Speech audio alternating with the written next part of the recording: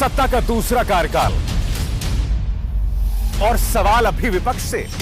सवाल तो उससे होगा जिसके हाथ में ताकत हो, जिसके हाथ में पुलिस हो, संस्थाएं हो और मीडिया जिसके सामने नतमस्तक हो।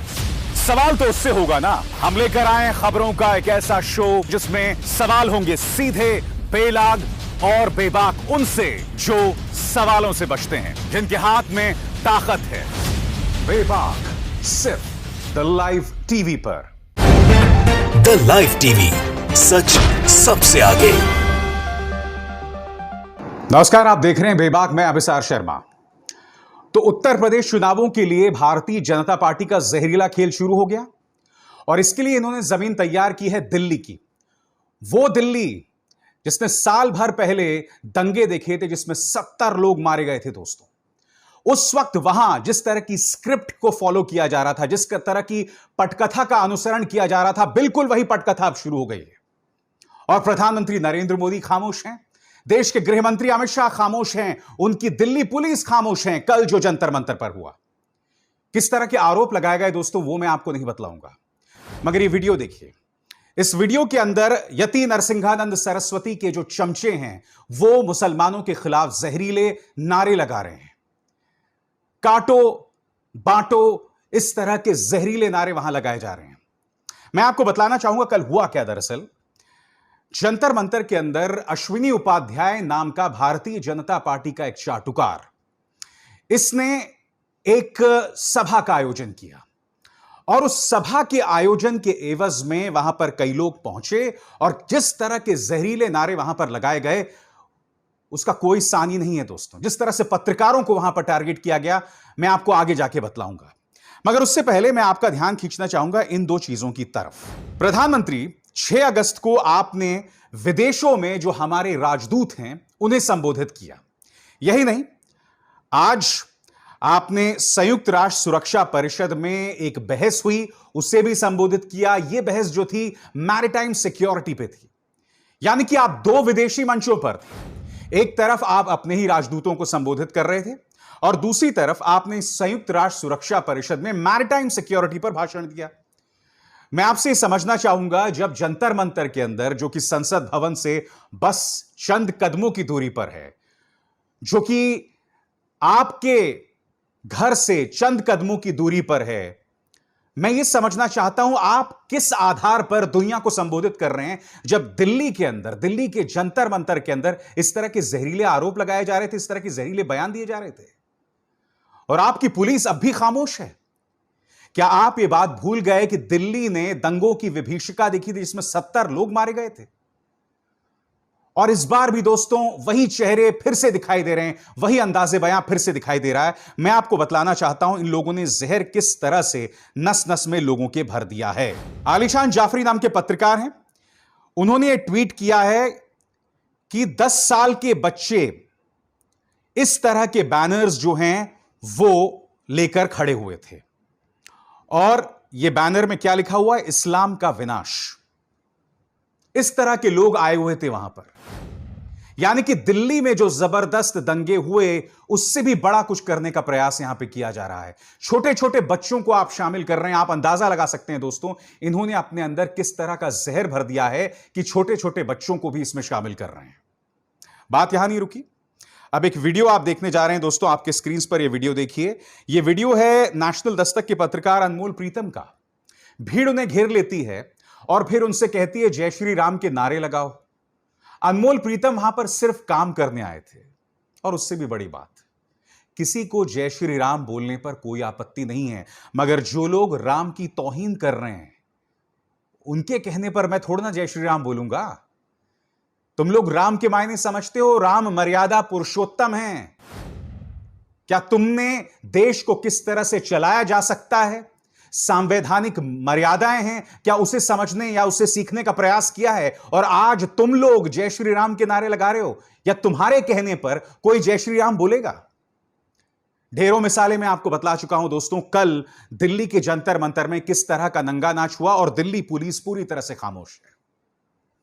दिल्ली के नए पुलिस कमिश्नर हैं ये शख्स राकेश अस्थाना, जो कि प्रधानमंत्री नरेंद्र मोदी के बहुत करीबी बताए जाते हैं, राष्ट्रीय सुरक्षा सलाहकार के बहुत करीबी बताए जाते हैं। आज मैं आपसे सवाल पूछना चाहता हूं, राकेश जी, क्या आपको दिल्ली का पुलिस कमिश्नर इसलिए बनाया गया है कि आपकी नजरों के सामने इस तरह के वीडियो सामने उभर कर आए जिसमें ये भटके हुए नौजवान जो हैं इस तरह की बातें कर सकें?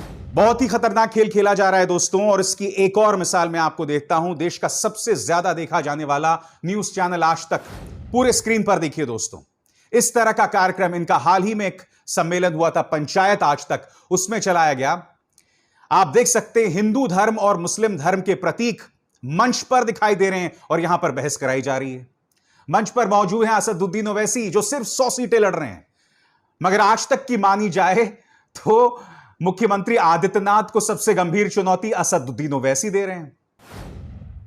क्योंकि अगर वो इस तरह का प्रोपेगेंडा, देखिए इसमें सबसे खतरनाक बात यह है कि ये किस तरह से धार्मिक प्रतीकों का इस्तेमाल कर रहे हैं। फिर से देखिए आपकी स्क्रीन पर, ऊपर से ये जानते हैं कि अगर इन चुनावों में असदुद्दीन ओवैसी वर्सेस मुख्यमंत्री आदित्यनाथ हो गया, यानी कि हिंदू वर्सेस मुस्लिम हो गया, जैसे कि आज तक अपने न्यूज चैनल पर यह कर रहा है, तो मुख्यमंत्री आदित्यनाथ को जीतने से कोई नहीं रोक सकता। क्योंकि आप जानते हैं जैसे ही हिंदू मुस्लिम वाली बात होती है, भारतीय जनता पार्टी को रोकना नामुमकिन है। दुख की बात यह है दोस्तों कि भारतीय जनता पार्टी जितना ज्यादा असुरक्षित महसूस करेगी, जितना ज्यादा अपने आप को राजनीतिक मुश्किल में महसूस करेगी, वो इसी तरह से सांप्रदायिक उन्माद पैदा करेगी।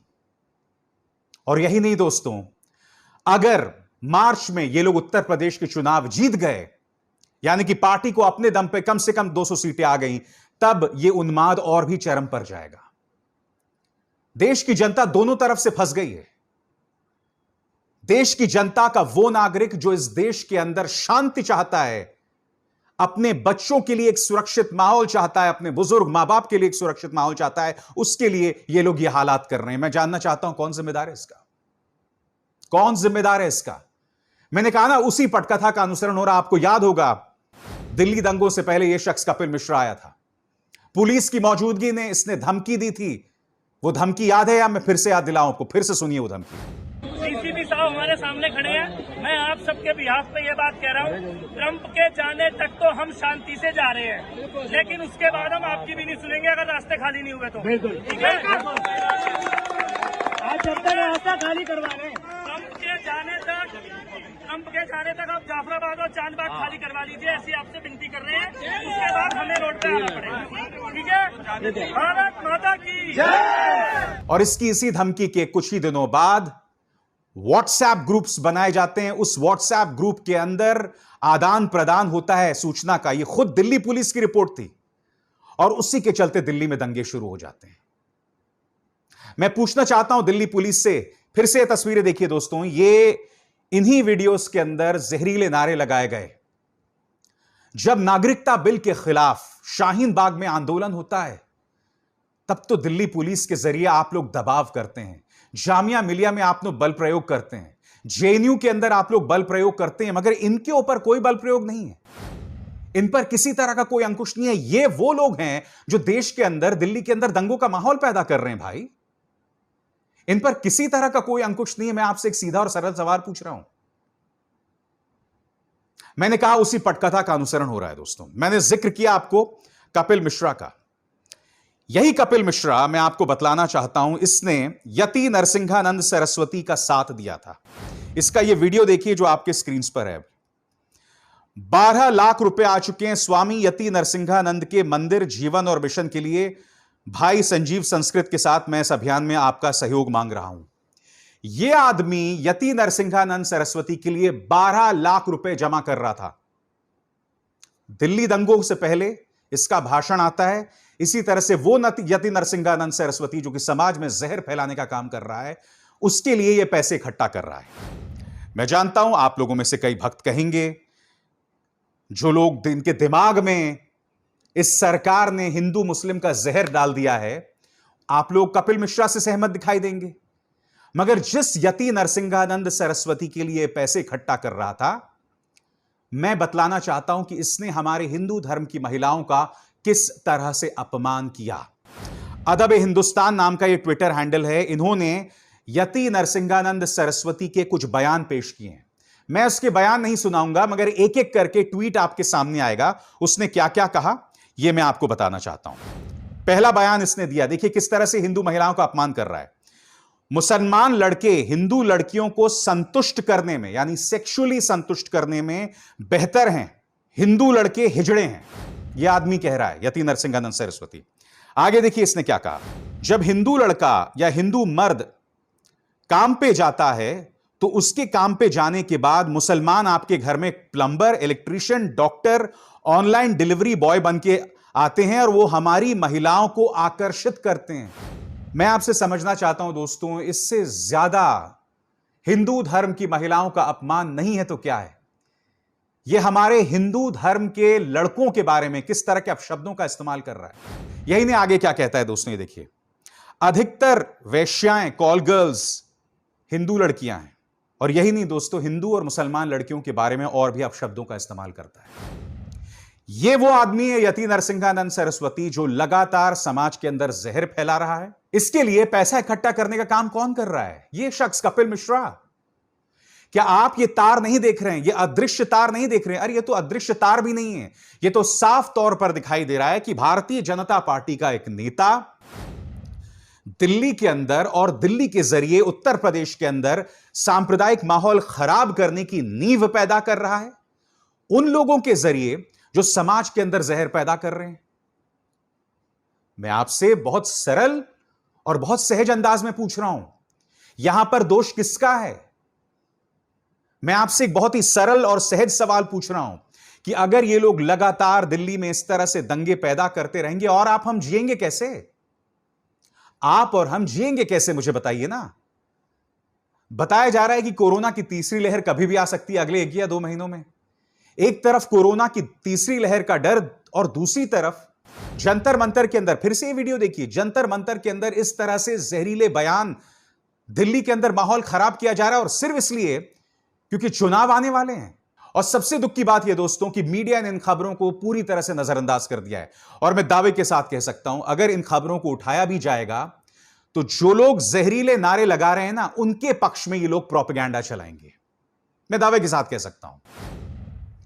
आज तक का वो स्क्रीनशॉट मैं फिर दिखा रहा हूं दोस्तों, इससे ज्यादा शर्मनाक कुछ नहीं हो सकता। देश का सबसे ज्यादा देखे जाने वाला न्यूज चैनल और इस तरह के कार्यक्रम चला रहा है जिसमें हिंदू और मुस्लिम धर्म के प्रतीकों में मुकाबला करते हुए दिखाया गया है। बात यहां नहीं रुकती। इसी पंचायत आज तक में मैंने देखा था कि मुख्यमंत्री आदित्यनाथ मंच पर थे और उनका इंटरव्यू 3 लड़कियां कर रही थी।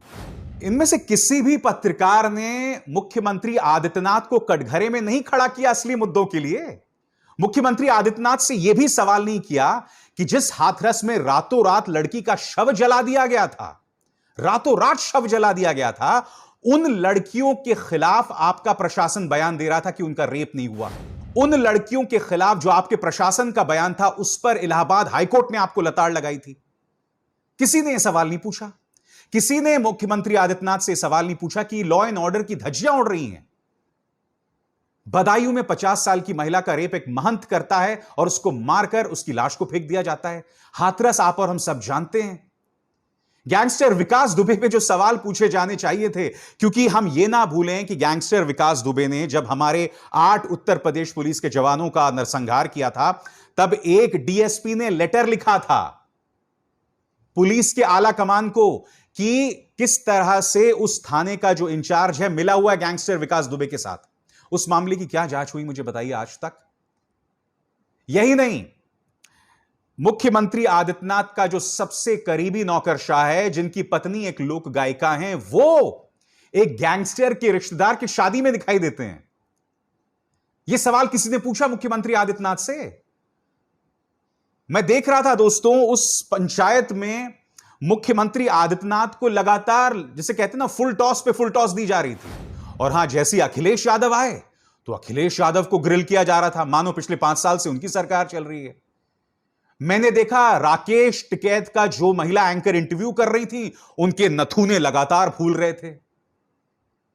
राकेश टिकैत किसानों के एक नेता हैं। उनकी चमड़ी उधेड़ने की धमकी कोई और नहीं बल्कि ट्विटर के अंदर बीजेपी का एक ट्विटर हैंडल दे रहा था, आधिकारिक ट्विटर हैंडल दे रहा था। क्या यह सवाल आपने मुख्यमंत्री आदित्यनाथ से पूछा? आपने नहीं पूछा। डरपोक है हमारी मीडिया दोस्तों, और उनके डर के चलते समाज के अंदर डर फैलाया जा रहा है।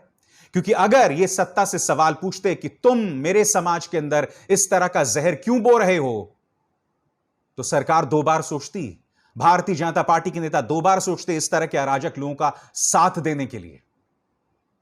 बल्कि सबसे दुख की बात यह है दोस्तों कि ये जो तमाम नेता हैं, इनके दोस्त हैं, ये जो जहर पैदा करने वाले नेता हैं समाज के अंदर, इनके दोस्त हैं न्यूज चैनल्स के अंदर बैठे हुए संपादक, रिपोर्टर्स।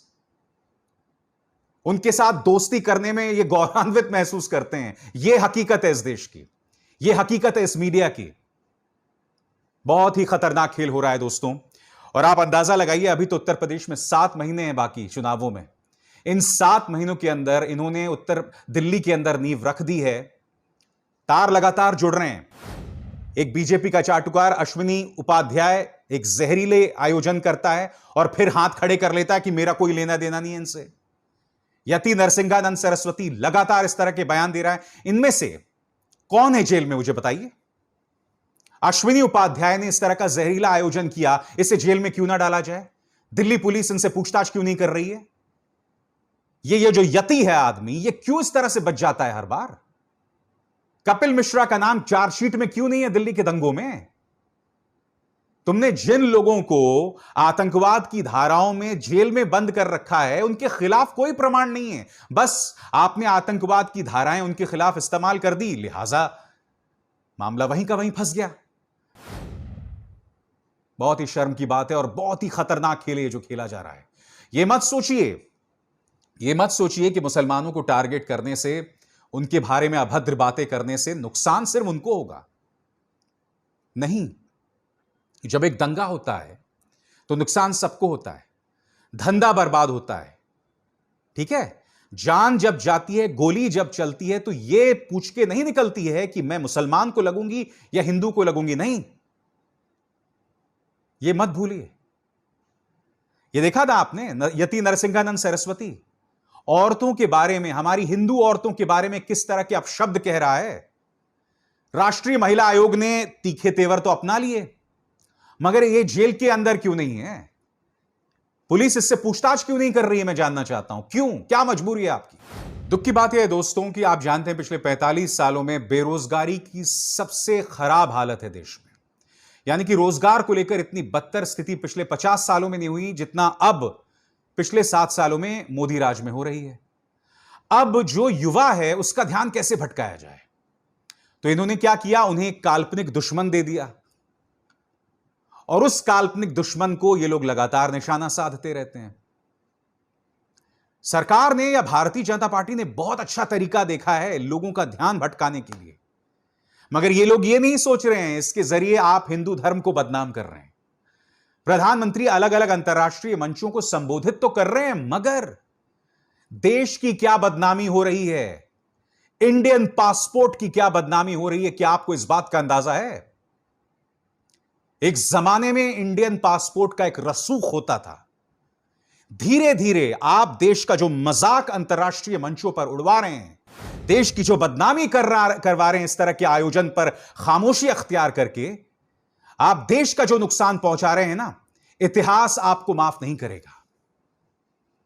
आप फूट डालो और शासन करो की राजनीति से, अंग्रेजों के उस फलसफे का इस्तेमाल करके आप 2024 में भी सत्ता में आ जाएं, 2022 में फिर से उत्तर प्रदेश में सत्ता में आ जाएं, मगर इतिहास आपको कोई महान व्यक्ति के तौर पर याद नहीं करने वाला है, एक महान पॉलिटिकल पार्टी के तौर पर याद नहीं करने वाला है। आपको समाज के अंदर सिर्फ जहर बोने के तौर पर याद किया जाएगा।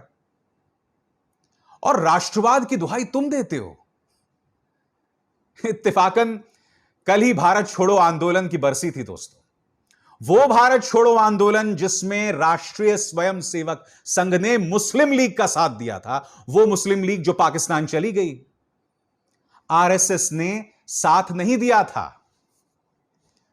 जी हां, जाने माने इतिहासविद पुरुषोत्तम अग्रवाल का यह भी कहना है कि श्यामा प्रसाद मुखर्जी जो थे, जो कि उस वक्त बंगाल की सरकार में शामिल थे, उन्होंने अंग्रेजों को बाकायदा खत लिखा था कि हम भारत छोड़ो आंदोलन का साथ नहीं दे रहे हैं। इसी श्यामा प्रसाद मुखर्जी की बल्ले बल्ले भारतीय जनता पार्टी करती है, जय जयकार करती है। ये लोग हमें राष्ट्रवाद का पाठ पढ़ाएंगे? बिल्कुल नहीं। बेबाक में बस इतना ही। अभिसार शर्मा को दीजिए इजाजत। नमस्कार। द लाइव टीवी, सच सबसे आगे।